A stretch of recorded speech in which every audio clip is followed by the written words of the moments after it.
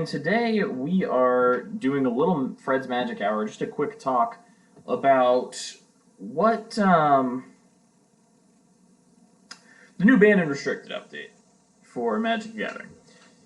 Now, as everyone knows, Omnath has been wrecking Standard and Historic since it came out. It's the latest in the sort of string of broken mythics that Wizards has been releasing to sell packs. That's the light conspiracy. But Omnath Locus of Creation was the big focal point, but they did actually go nuclear on this, and they hit 3 cards from the deck instead of just the card that was the focal point. And I think this is in case the deck sort of takes over with just Lotus Cobra or something, or just some other engine for mana ramp and for value. If they ban Omnath, they don't want people to have to sit through another season of broken stuff because Omnath wasn't enough.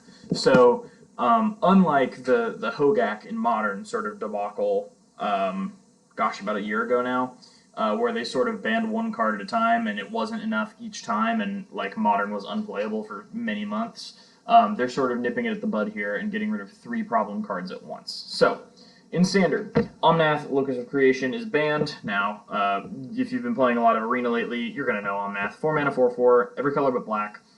When he enters the battlefield, draw a card, and then landfall, gain 4 life, and then the second time, add his mana cost back, and then the third time, deal 4 damage to each opponent and each planeswalker you don't control. You would just get multiple landfalls a turn by way of ramp spells, or like the Giants' Fertile Footsteps, or like by way of Fabled Passage. So you would trigger landfall 3 times in a turn, you would gain 4 life, you'd get 4 mana to play the next ramp spell, and then you would, hit your opponent and all their planeswalkers for 4, and that was just kind of the bonus. And it drew your card when it came in. So card's definitely very strong, definitely deserved a ban. But here are the cards it was paired with. Hello, Acid Elf, what's up? Since they went for the nuclear option and went ahead and eliminated 3 cards from the deck at a time, they also got rid of Lucky Clover, which copies any adventure that you cast. This was being paired both with Bone Crusher Giant, but to a greater extent with the Omnath deck, Fertile Footsteps from the other giant that would grab a land. So if you had Lucky Clover out, you would get 2 landfall triggers off of 1 spell, trigger both of Omnath's landfall abilities, and then, it was a method of making you able to consistently get every one of Omnath's abilities in the same turn. I'm good, how about you? I'm doing pretty alright. I'm just recording a video for Mike's channel, doing my Fred's Magic Hour segment. So the other thing that they got rid of was Escape to the Wilds, which, this card looked terrible to anyone on day one. It was just kind of like, oh, this is the bulk rare of the set, this is a spicy commander card. But it turns out, when you're making 4 extra mana every turn, and you need more land drops, and you need more cards, Escape to the Wild is the most efficient way to do that. So, in my opinion, this is the one least deserving of a standard ban, but I understand they're trying to play it safe and just get rid of everything from the sort of overpowering deck. So, it makes sense. So they got rid of Escape to the Wilds as well. So now we will move on to Historic, where Omnath is also banned. This deck was trying to do the same thing in Historic. It's Suspended. This deck was also doing the same thing in Historic, or trying to do the same thing in Historic. I feel like they just got rid of Omnath because this deck without Omnath is probably at a power level that's appropriate for Historic, not broken without the card that sort of enables it. So it makes sense that they would leave everything else in the format, but it is surprising that they get rid of the money mythic out of Historic instead of getting rid of Clover, or getting rid of just Escape to the Wilds, or Escape to the Wilds and Clover from Historic without affecting their bottom line, because if the deck is still playable, people will still be buying packs to pull Omnath. So Omnath is the only of those 3. Wilderness Reclamation is also banned, and Teferi Time Raveler. So we'll talk about each of them individually. So Teferi Time Raveler was suspended, and it reached the end of its suspension. Now it's banned. Same with Wilderness Reclamation. They decided the format was healthier without them, so they're just gone forever now. The same rationale as they gave when the cards were initially suspended. Teferi the Time Raveler allows insane tempo for control in mid-range decks, to the point where those decks don't want to be anything other than blue and white, so they can play 4 copies of Teferi. So it kind of pushed other control and mid-range decks out of the format. And Wilderness Reclamation allows for any X spell that can be cast at instant speed to be twice as big,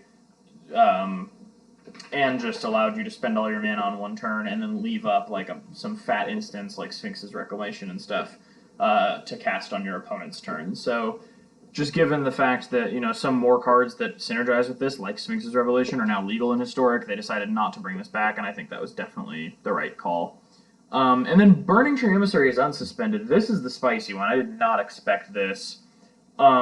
They suspended this card when Gruul Aggro was the only really playable deck in Historic, just being really aggressive with small red and green creatures like Burning Tree Emissary, and then eventually slapping a Embercleave on one of them to finish out the game. Stop. And Burning Tree Emissary was one of the sort of problem cards there, because on turn 2 you could play however many of them were in your hand. And you'd have a bunch of creatures, swing with them next turn, slap an Embercleave on something, brother, you got a stew going. So Burning Tree Emissary is unsuspended, which is really surprising to me. It makes me feel like maybe they're going to target another card from the deck, maybe Embercleave, now that Throne of Eldraine is no longer the newest set. So Burning Tree Emissary being unsuspended is definitely a surprise for me. I feel like it's going to cause Historic to go back to mostly just being red-green aggro, like Gruul Aggro mirrors, in which case I'm pretty happy with that, because Mono Black Devotion has a pretty phenomenal matchup against them. They literally can't answer Phyrexian Obliterator without sacrificing all their permanents, and I can come back from the brink of being on low life using a Gary. So Burning Tree Emissary being unsuspended in Historic is, in a roundabout way, good for Mono Black Devotion, so I'm pretty happy about that change, but I don't know how long it'll last. And then in Brawl, Omnath Locus of Creation is banned. Brawl is more of a casual format. There's never really been any tournament queues for it in the Arena client. I mean, people have hosted their own tournaments. But they don't tend to address anything in Brawl unless it gets unless it's making the casual play unfun. So, you know, Uro, Teferi, Omnath. And then there's like a couple of like Sorceress Spyglass and stuff, like things that really shut down a format built around creatures and planeswalkers. Like those are banned as well. But in terms of commanders for Brawl, it's a very short list of what's banned. And Omnath is joining that. Apparently it's too strong. I haven't played a lot of Brawl in a while, and it seems like the casual Brawl queue, which is the only Brawl queue on Arena, doesn't have a lot of Omnath, but maybe people are having those like house tournaments, and so Omnath is taking over those. I'm not sure. So we can look over their rationale, but they're saying basically the same thing. The two most popular decks in the standard metagame, 4-color Ramp and 4-color Adventures, both using Omnath. What's pretty hilarious is that, like, you know, we have top 8s where literally all 8 decks are 4-color Adventures or 4-color Ramp, and it's just 4-color Omnath is the top 8.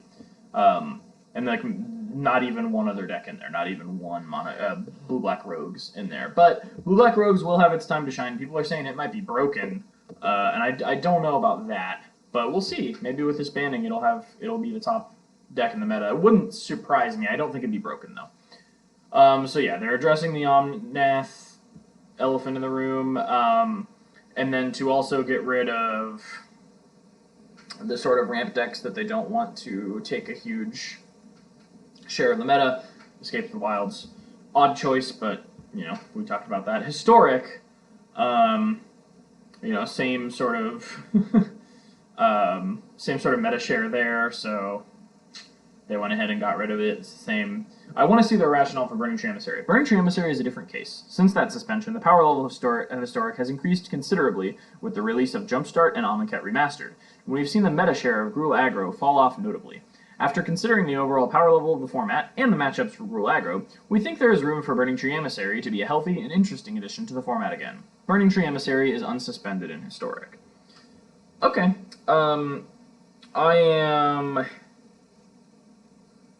cautiously optimistic. I think it'll be fun in Historic. We'll see if it's good. I want them to eventually add like Pioneer to Arena, and so, you know, if Mono Green Devotion, well, I eventually want them to add Modern, so I can play Mono Green Devotion. But I don't know if that'll ever happen. But yeah, Burning Tree Emissary might be fair for Historic now. We'll see. And then apparently Omnath is by far the most played commander in Brawl and currently has the highest win rate. Yeah, so they hit that there.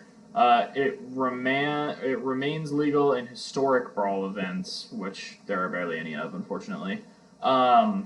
although they're using some ELO that's based off of how popular your commander or how powerful your commander is, like the win rate of different commanders. So that's interesting, but I mean it also kind of sucks for people who want to use a really powerful commander but to build a casual deck. But I don't know, that's whatever. So yeah, that's the rationale. Overall, the most important thing, what are y'all's thoughts on this? How is this going to affect what you play in Standard? Was your deck just banned? Are you getting back into Standard because you don't have to play against this anymore? Do you think this was the right call? Is this going to fix Standard? I think yes. I'm optimistic about this doing good for Standard. I'm glad they actually pulled the trigger on the Money Mythic. They're usually reluctant to do that because it affects the sales of the newest set, but I'm glad they were able to do that this time. Maybe they just fucked up so bad. But yeah, let me know in the comments how you're feeling about this this round of bannings. Are you going to be playing a lot of Standard now? Are you going to be playing a lot of Historic now? What are you going to be playing? Are you hopping back into that red-green aggro in Historic? Let me know down in the comments, and I hope you have a wonderful day. This has been WarCrimeZuWoo here for StevensvilleGamers. You can catch me here on Twitch at WarCrimeZuWoo, and you can find Fred's Magic Hour roughly every week on StevensvilleGamers. Thank you for watching. If you enjoyed the video, make sure to leave a like and subscribe with notifications turned on. Check out the links down in the description. I stream live on Twitch, I have social media, and you can support me on Patreon and buying my merch. And if you enjoyed the content, click on one of the videos on screen right now because I'm sure you'll love it. So,